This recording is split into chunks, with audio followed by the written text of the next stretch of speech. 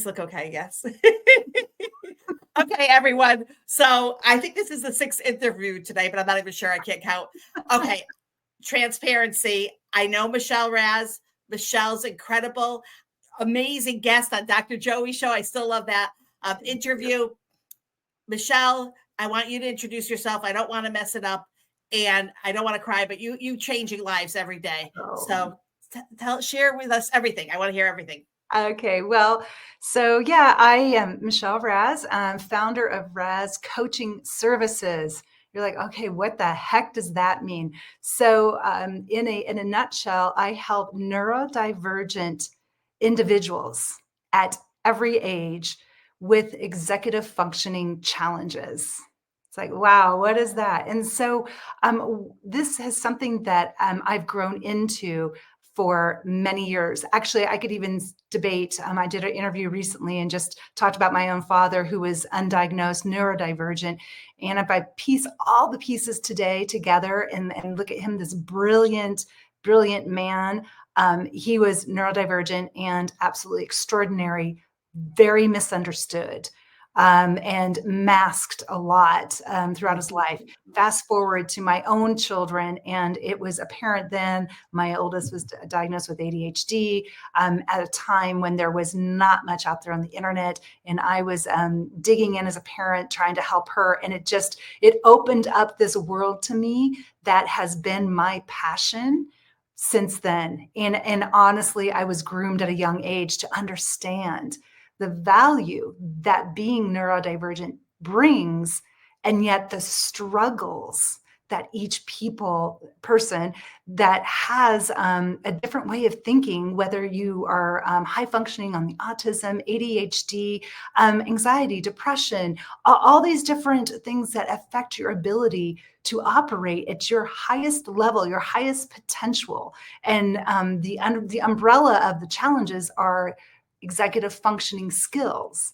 And so I've dedicated my life to developing frameworks that help have people live to their fullest potential, whether you're in a corporate setting and you're showing up every day in masking, going home and being exhausted, because if they knew what was really, your struggle and how you show up. And I've had clients, hiring assistants on the side just so they can get the hustle of what they're faced forward with in their C-level roles in a company, to people that never realized their potential because they struggled so much in high school.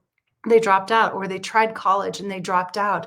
And then they didn't have the confidence in them to mine their strengths to be able to live to their fullest potential, which also got me to help write a book with the help of a dear friend, Wilma Fellman, years ago, called Happiness, Passion, and Purpose. And so my overarching mission in all of my subsidiaries, which I'm excited to talk about, is really about living a life that is your purpose, your passion, that creates happiness, where you're able to give to the world your gifts despite whatever challenges that you have.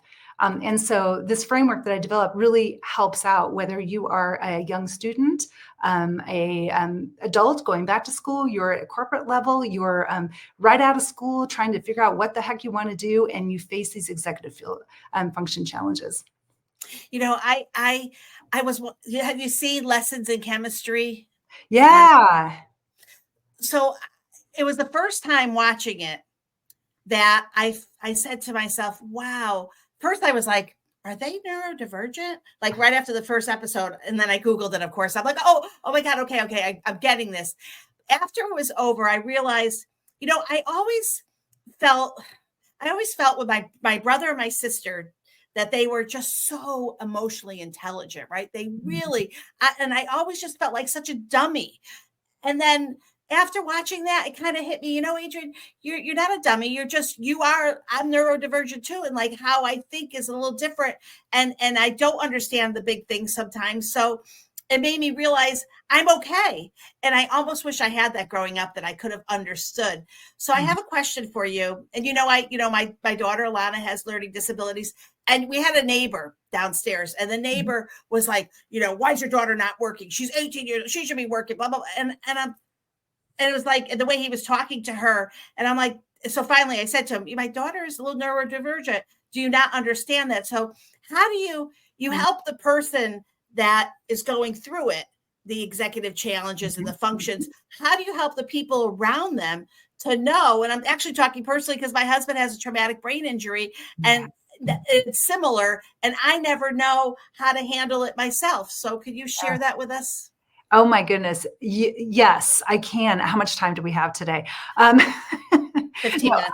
Right. I developed a course, and well, it's actually a training for trainers. That is a beautiful way to help this. And I've actually just recently did a parent workshop for a group of parents that came and said, "Can you please sit with us for a couple hours and talk to us to help us with our children?" And then I have corporations reaching out and saying, "Okay, we want to retain our employees. We want to understand their strengths. We don't want people to quit. We really want these services." We provide a great EAP, but they're not utilizing them because of, they're the shame that comes up, the fear that they're going to get exposed. And so it's a passion of mine to get out there and spread the word to everybody so they understand. And first of all, so this program that I developed is you understanding what it is. What are executive functioning challenges, and what type of challenge are they faced with? So neurodivergence is a broad term these days, and I hinted towards it earlier. Whether you're on the autism spectrum, you have ADHD, you have so, it's a whole umbrella of things. And so understand what it is, understand specifically how it presents itself in your home, in work, and at school. So knowledge is power. We all know that, right? And so start with that. Know what the diagnosis is. Even if they don't have a diagnosis, I go in and say, and I don't say, here's the diagnosis to look out for. It's really the consequence of whatever challenge they have as far as a diagnosis, or maybe they're undiagnosed, but they really are struggling with executive functioning challenges. And so understanding what those are: time management, organization, short-term memory, emotional regulation. That's where I like to start with. And so by understanding what they are challenged with, every single person has a different level of challenge within those executive functioning skills. Know that person, know what it is, write it down, journal it. You'll see a pattern. And I like to start with the emotional regulation piece of it, because if you can identify what is their triggers, where do they get overwhelmed and shut down, and then they appear disrespectful and rude, but really it's because they don't know how to process. They don't have coping skills. Okay, so let's go back and look at some coping skills. And of course, a lot of our clients, most of them have a therapist or psychiatrist, and those are great places to unpack those. And then you can come forward with those skills and try to introduce new skills to help that person manage whatever the challenge is. Emotion regulations is, kind of the hallmark, because if you are dysregulated, anything you do, you can't talk to that person, you can't reason with them. And that's why you'll hear therapists say, go cool off, go for a walk, and then come back. Understand that in that person. That's my biggest thing. And so, like with your daughter, going back to her, for whatever reasons she's not working, know those reasons and know what the end goal is for her. What is her goal? What does she want? What is her potential? What does she feel her potential is? And if she doesn't see the potential, start to unravel where her strengths lie. So all of my programs are strength-based. Like for you, Adrienne, you are an amazing, exuberant, quick thinker, out-of-the-box thinker, connector, and promoter of people. You are human-centric. And so whatever your challenges are behind that, you bring forward that strength. And your weaknesses, whatever, and we all have weaknesses, right? But you can help manage those weaknesses. And so as a caregiver or parent or a boss, we want to hone in on why, if it's a boss, why did you hire them? What is their strengths? If you're a student, what are they amazing at in the classroom, in academics, and at home, for a child or a partner or a husband, what is their strength? And really play to that. And then let's be a problem solver with the challenges and not focus on those. Like with today's society, there's so much help. There's so many great apps out there. There are so many workarounds that you can really focus on what you do best and really soar. And this, you're getting me down a rabbit hole here of, this is what I do. This is my jam. So whatever their strength is in general, the clients that I work with, this is the beautiful part about being neurodivergent. Your highs, what you're good at is really, really good. And what you're bad at is usually like, okay, I really need help here. This is like we say neurotypical. Well, we all have our ups and downs. They're just smaller, right? And you can manage the strengths and the weaknesses better. But when you're neurodivergent, man, you're amazing. And these are the people that are brilliant, that are doing amazing things. And if we can look at what they do really great and harness that and then support them and the weaknesses, it's going to change our world. It's going to be, these are the people that are the out of the box thinkers, the nonlinear thinkers that think it through their lens is so different. What they're good at, what they're interested in, their perception. I can guarantee you, if you're sitting out there and you know somebody, whatever they're good at, they're amazing at, and you're like, holy cow, wow, we need to package that. Well, package it. And don't worry about the weaknesses, have a strategy and have support around that. And anyway, I could go on forever. No, you're fit. I love this. I do think with shows like Lessons in Chemistry that it helps. Like after I realized it, I'm like, oh my God, we need more shows like this that actually kind of give you that perspective of the best. I have a question for you. So Alana has dyscalculia. I kind of wonder if I do too. Would that be considered? So that is like a math disorder, right? Yeah, dysgraphia, dyscalculia, yes, dyslexia. Those would all be falling under neurodivergent, because out of that struggle, she has a different way of looking at things, and she had to develop a skill to survive what does work for her. And she's probably, I don't even know her, but she probably is really amazing at whatever she had to develop to be able to work in a nonlinear world for her dyscalculia. You said dyscalculia, right? Dyscalculia. Oh, maybe you're saying it right. I would go with what you're saying. Okay. But I never had her tested though, so I'm thinking, and I don't know how important it is to actually test. But what she's really good at is actually organization. But I do find, I'm not sure why my husband is on the screen, but we're just waiting to him. Hi, Al. Yeah, you're right. I have to even that. Like how I told him today what I was doing, but it's okay. It's live. So my daughter has a lot of anxiety. My husband's turning on the fan because somehow he must think I'm hot. So I'm hot looking, Alan, but not hot like hot. This is what I love about you, Adrian. Yes. Like, I mean, we're cold. I don't know. What the? He just comes in to turn the fan on. Cold? I thought you were hot. Look at you, you're hot. He loves me. But anyway, so with a lot of, so this comes with a lot of anxiety, right? Because so how do you work with that anxiety? Does it almost go hand in hand? Mm-hmm. Boy, I'm just sitting here like, oh, yes, yes, yes. I would say that the 90% of the clients that I work with really struggle with anxiety. Depression is right there too. So anxiety is extremely important, because when you are perceived as something as a challenge, you don't have the solution to it. You haven't had enough practice with it. There's a block, right? And so if you can peel back the layers and identify where that anxiety is, where do they feel it in them? What is it, real or perceived? And if they feel supported and they have a framework to be able to identify it and problem solve it with an action, that will help with that anxiety. And it's not something you can just tell them to do. They need to be walked through the process. And this is why my coaching services since 2010, it was so effective, because we have a framework to follow to help them. And so it takes time and practice, and over time and practice of doing this, then they can get this feeling that anything they do, we're all going to have anxiety. So, anxiety can also fuel us, right? It could be a positive to a certain extent. And so being able to identify that and see if it's a real, what's the reality of this anxiety? Where is it coming from? Unpack that with somebody so that the next time they have that issue, they have tools to be able to work through it.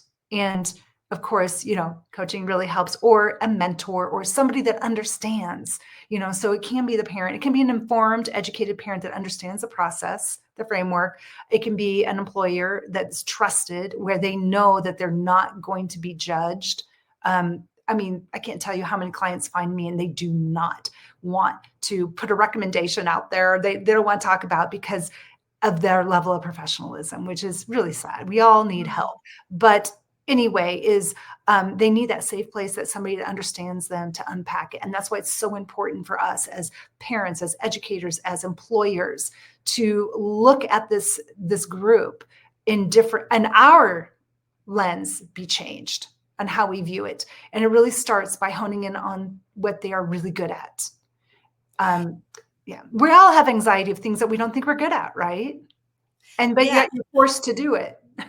What about, right, and that's interesting. And then my daughter realized that her perfectionism was getting too much. But what do you offer? So you have Thrive, sir, right? And then explain that, and then grouping. Yeah, I want to hear. Yeah, so we have. So here's what we have now, or I do in Raz Coaching Services, which you'll see right down there.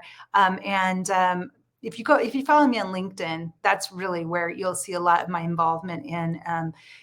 But I have Raz Coaching, which is my corporate career development. And then my flagship, which actually is Coaching Academics. And then also two new ones coming online I'm really excited about, which is a Thriving Beyond Therapy. A lot of our clients come into us and that are either in therapy, they're in treatment, and they need a next step. How do I utilize these tools and stay accountable to the program? So they've already done all this work. Now they're back into their day-to-day lives. And how can they, use those tools and be consistent and don't fall off that great momentum they already had? So there's that one. And then also Sprout Coach, which is my newest one that is for younger parents and children. That's interesting to me. Do you think that, like, in today's world, the internet, the phone, everything going on, the news, just like everything that more of us are dealing with this? Like, is it environmental too? Good point. Or has it always been there and now people are coming forward because of social media?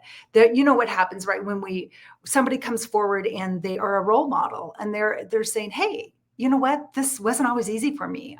Or this was hard, but I made it a gift. And now I'm famous. I'm wealthy. I've broken through. And when we have leaders like that come out and more, I think people are getting the confidence to say, okay, I'm a little different, but that's cool. I can be different.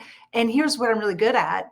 And I use this app for my banking because I have dyscalculia, whatever it is that you have a tool for it. So I do think that social media is a big part of it. And I think we're understanding it more. I mean, you peel back the layers of school way, way, way ago.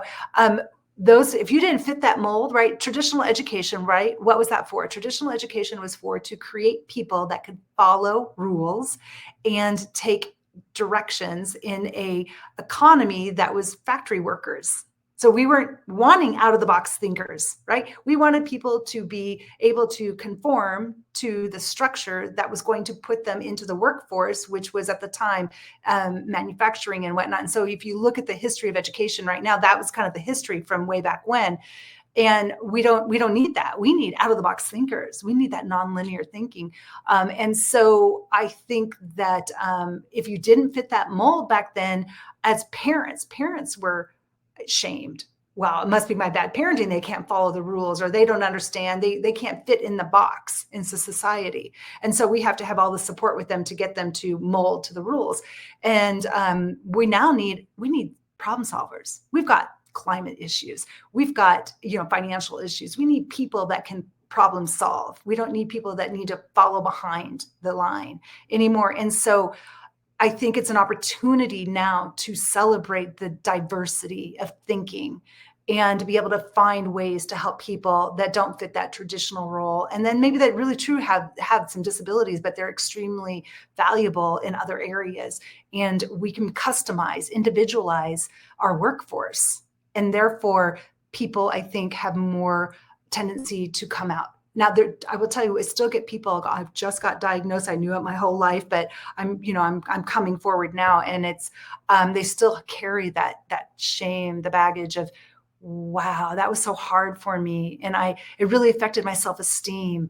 I never thought I could be anything because all I ever told was I did it wrong, or how could I change? I couldn't be different. Whatever their gift was, it wasn't developed to their fullest potential because they spent so much time and energy trying to fit in. And I think it's, I'm part of a global movement. By the way, I'm just going to do a plug for the Octopus movement. If you're neurodivergent out there, get involved. I'm a founding member. You can find it on LinkedIn. You can find me on LinkedIn. You can find that on LinkedIn, but get involved. There's some amazing people out there that are absolutely brilliant, and they have some sad stories and some really tough stories, but they also are ones that kind of broke the ceiling. So anyway, I hope I answered that. So- is it fake? No, there's even research trying to tie biological roots to it. If you're truly neurodivergent, you've struggled and you know how hard it is, but you also know you're different, and what you're good at, you're amazing at. And so a true person that's neurodivergent or ADHD, I hear it all the time, there's real challenges. You can have an ADHD moment. We use terms very loosely, right? I'm so OCD, I'm ADHD or ADD, that we water that down. But that person, that kind of does a disservice to that person that truly is challenged with it. And they've had a lifetime of trying to mask to fit into the world the way we've had it in the past. So anyway, I'm all about the future and really celebrating those differences. I can't even thank you enough. It's interesting. And my daughter is dating a young man who's so smart. And so he's on the spectrum very high, right? Like incredibly smart. I mean, I can ask him questions, but it's so funny because sometimes he'll look at something and then he'll walk away. And then I'm like, wait, don't you need that in front of you to like, Google? Like, he's like, no, I remember what it is. And I'm like, so like getting out of our own brain to see like what he's really good at. But he also said when we took him out to eat, he doesn't really like the restaurants because he can hear every conversation. Yeah. Right. And that's so interesting. And then when we were on our trip, my daughter and I, on our 4-month road trip, we met a lovely young man who was telling us he can't forget anything. So everything is a memory and that it's a good thing. And then he shared a cute story of how it's not a great thing too. So I hope that we do need more lessons on understanding this. Me too. In the group, I think Alana would really enjoy that. She's young adult, just will be 18 actually in another week and a half. And she's trying to find her own. I won't be with her for her 18th birthday because she wants that independence, because I think I've always been kind of like helicoptering her and helping her to fix all the things. Yes. Okay, so the transitions that's one of my favorite ages. I have a whole coaching program just for transitioning from, say, high school to college or high school to VOTEC or just out of high school trying to find their journey. There's a lot of movements around here, the uncollege movement as well. And it's just, we're coming to a society that's individualized and customized, and that's the way it should be. But that age group of, okay, what now? I mean, it's, the oyster, the world's our oyster, that cliche. It really is, if you can tap into their strengths. And so, reach out to me for her. I'll give you some tips. I will. We all need this. Is such important. You're doing great work, Michelle. It's my passion. I want everybody to be the best possible version of themselves. And I truly walk that, talk it. And that's actually been how I even stumbled into this. Besides my own family background, is I always looked at a person and say, wow, the potential there, if they just do this. And then I could just see the path for them. That's my gift. I can just take this person and say, here's your strengths. Now go with it here. And I think that has to do with growing up with a neurodivergent father who was brilliant. But he lacked some social skills. And, let's talk about that for just a second. That's very common for the clients that we work with, is that those social miscues, raising self-awareness, and we have tools and tricks, and there's great programs out there. I have my own method with, in the framework that I do that helps them and gives them constant feedback.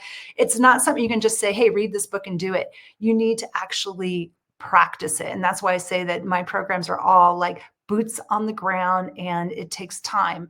I say this a lot, it takes 66.7 days to form a habit, right?